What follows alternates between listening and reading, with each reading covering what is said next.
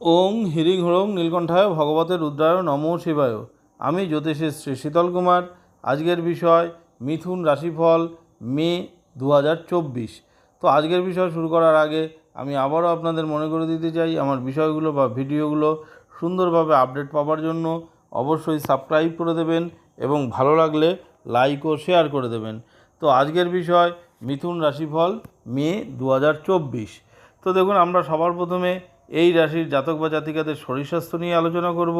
তারপর আমরা এডুকেশন, প্রেম প্রণয় সম্পর্ক, দাম্পত্য রিলেশন, ব্যবসা বাণিজ্য, ভাগ্য, কর্ম বা চাকরি, এই সমস্ত ব্যাপার নিয়ে আলোচনা করব। তো সবার প্রথমে আমরা এই রাশির জাতক বা জাতিকাদের গ্রহের পজিশনগুলো জেনে নেব মে মাসে। সেই ক্ষেত্রে দেখুন, মিথুন রাশিতে ফার্স্ট হাউস ধরলে ফার্স্ট হাউসে কোনো গ্রহ নেই।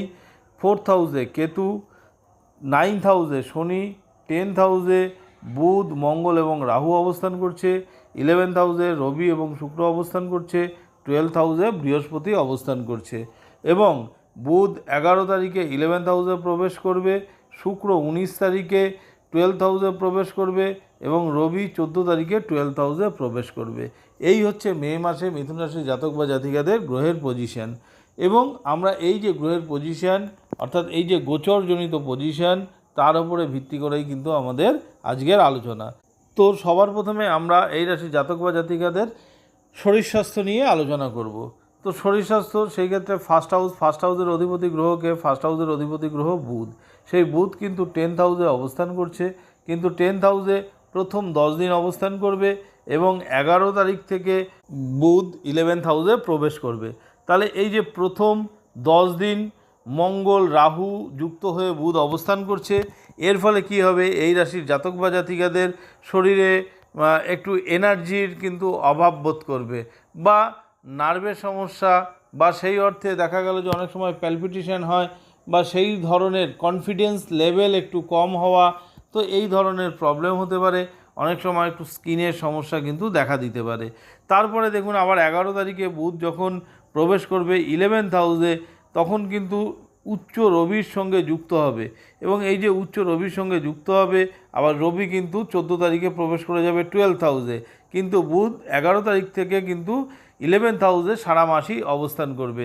তো 11 তারিখ থেকে আশা করা যায় এই সমস্ত প্রবলেমগুলো সলভ হয়ে যাবে এবং শরীর স্বাস্থ্য কিন্তু ভালো থাকবে। তো এরপরেই এই রাশির জাতক বা জাতিকাদের আমরা এডুকেশন সম্পর্কে আলোচনা করব। তো সেই ক্ষেত্রে দেখুন, এডুকেশন আমরা 5th হাউস থেকে বুঝি, 4th হাউস থেকে আমরা প্রাইমারি এডুকেশনটা বুঝি। তো সেই ক্ষেত্রে 4th হাউসে কেতু অবস্থান করছে, তার মানে কোথাও একটা প্রাইমারি এডুকেশন, অর্থাৎ যারা বিলো 10 পর্যন্ত পড়াশোনা করছেন তাদের ক্ষেত্রে কোথাও একটা পড়াশোনা নিয়ে একটা কিন্তু অসন্তুষ্টি থাকবে, হ্যাঁ, বা সন্তুষ্টির অভাব কিন্তু দেখা দেবে। তার সঙ্গে ফিফথ হাউসের অধিপতি গ্রহকে, ফিফথ হাউসের অধিপতি গ্রহ শুক্র, সেই শুক্র কিন্তু 11th হাউসে অবস্থান করছে। তো 11th হাউসে যখন অবস্থান করে কোনো গ্রহ এবং সে কিন্তু 11th হাউসে অবস্থান করে দৃষ্টি দিচ্ছে কোথায়, 5th হাউসে দৃষ্টি দিচ্ছে। সেই সঙ্গে রবিও উচ্চ হয়ে কিন্তু 5th হাউসে দৃষ্টি দিচ্ছে। তার মানে অবভিয়াসলি কিন্তু মিথুন রাশির জাতক বা জাতিকাদের মে মাসে পড়াশোনা স্ট্যান্ডার্ড কিন্তু যথেষ্ট ভালো থাকবে। ইভেন কোনো কম্পিটিটিভ এক্সাম থাকলে সেই ক্ষেত্রেও কিন্তু ভালো হবে। পড়াশোনার সূত্রে দেখা গেল যে কেউ হয়তো বাইরে কোনো ইউনিভার্সিটিতে ভর্তি হওয়ার জন্য ট্রাই করছে, তাদেরও কিন্তু সাকসেস হওয়ার সম্ভাবনা আছে। তারপরে এই শুক্র কিন্তু 19 তারিখে 12th হাউসে প্রবেশ করবে। এই যখন 19 তারিখে শুক্র 12th হাউসে প্রবেশ করবে, সেই সময় কিন্তু যদিও বা 12th হাউসটা নিজস্ব ঘর হলেও পড়াশোনা ওভারঅল ভালো থাকবে, কিন্তু তবুও বিফোর 19 একটু বেশি ভালো হবে।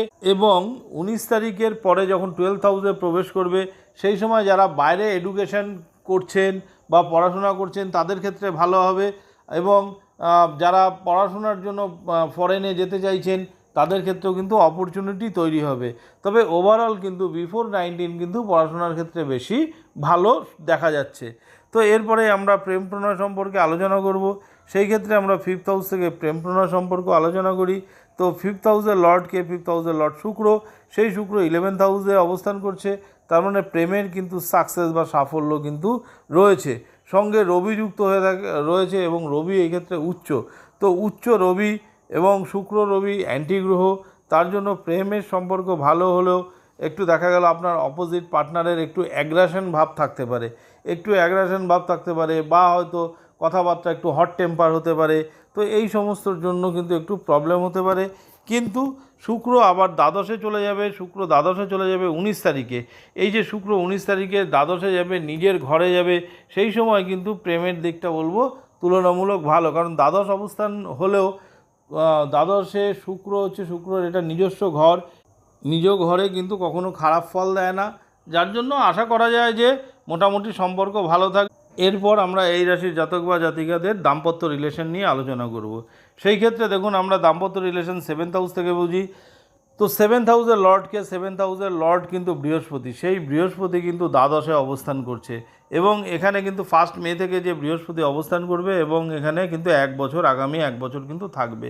তার মানে দাম্পত্য রিলেশনের ক্ষেত্রে কোথাও কিন্তু একটু সমস্যা তৈরি হতে পারে। কী ধরনের সমস্যা তৈরি হতে পারে?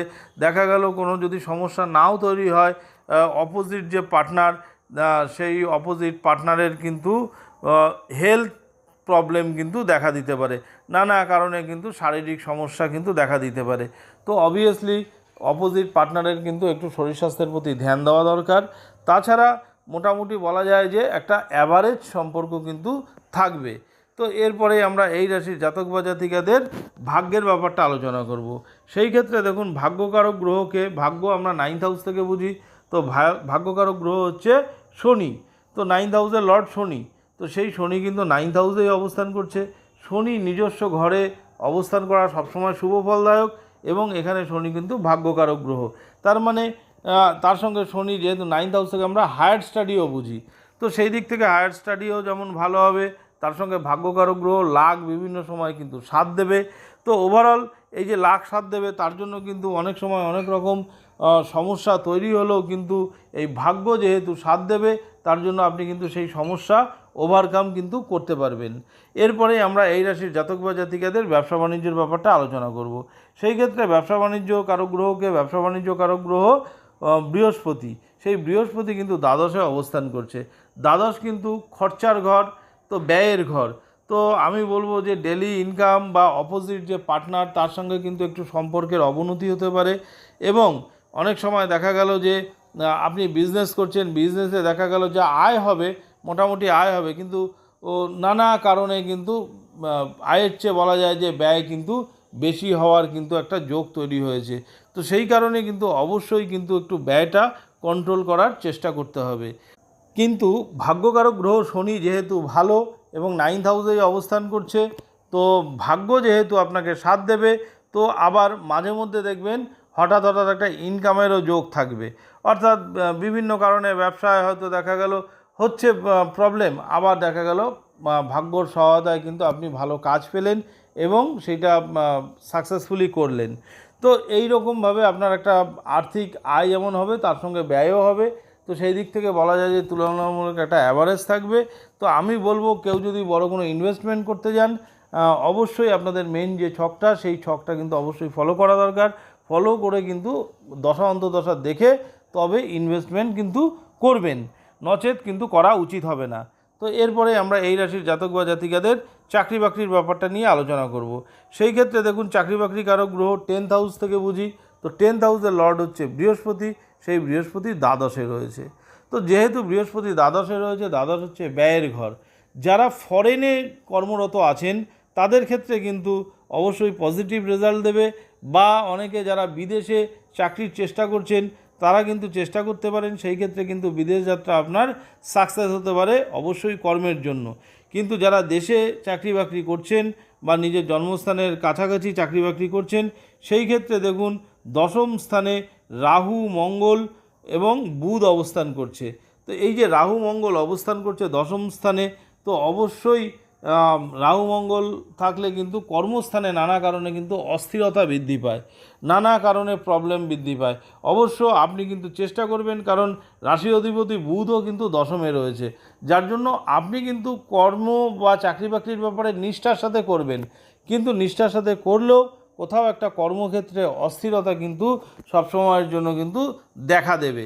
তো সেই দিকটা কিন্তু একটু কন্ট্রোল বা আপনাকে বুঝে শুনে চলতে হবে, কারণ রাহুর সাথে বুধ যেহেতু রয়েছে, কথাবার্তায় অনেক সময় অসংলগ্ন বা হয়তো দেখা গেল কথাবার্তায় হয়তো ভুলভ্রান্তি হলো, তাতে হয়তো বসেদের সাথে বা কলিগদের সাথে কিন্তু একটু প্রবলেম কিন্তু হতে পারে। তো সেই জন্য কথাবার্তা কিন্তু একটু বুঝে শুনে কিন্তু বলতে হবে। তো যাই হোক, অবশ্যই আপনারা বুধের বীজ মন্ত্র কিন্তু জপ করবেন। বুধের বীজ মন্ত্র যদি জপ করেন, তার সঙ্গে বৃহস্পতি, আমি বলবো বুধের সঙ্গে বৃহস্পতিরও বীজ মন্ত্র জপ করবেন, তাহলে কিন্তু একদিকে বুধের মন্ত্র জপ করবেন, তার সঙ্গে বৃহস্পতির মন্ত্র জপ করলে আপনার কর্ম, ব্যবসা বা চাকরি বাকরির ব্যাপারটাও কিন্তু তুলনামূলকভাবে অনেক প্রবলেম কিন্তু দেখবেন সলভ হয়ে যাবে। তো যাই হোক, আমি আগেও বলেছি, আবারও বলছি যে অবশ্যই আরও ভালো প্রেডিকশানের জন্য কিন্তু আপনাদের যে জন্মকালীন যে ছক, সেই ছকটা দেখে কিন্তু বিচার করতে হবে, তার দশা অন্তদশা দেখতে হবে এবং এই গোচরজনিত ফলাফল কম্বাইন করতে হবে, তাহলে কিন্তু আরও ভালো প্রেডিকশান হবে।